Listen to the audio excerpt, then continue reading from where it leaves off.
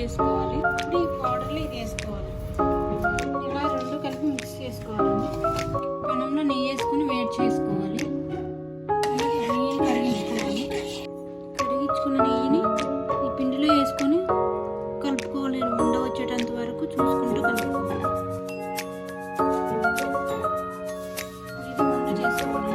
ఉండలా వచ్చింది మనకి. ఉండ రెడీ చేసుకొని ప్లేట్లో ఉంచుకోవాలి. మొత్తం అన్ని ఇలాగే రెడీ చేసుకోవాలి.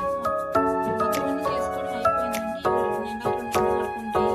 హెల్తీ సున్నుండలు రెడీ.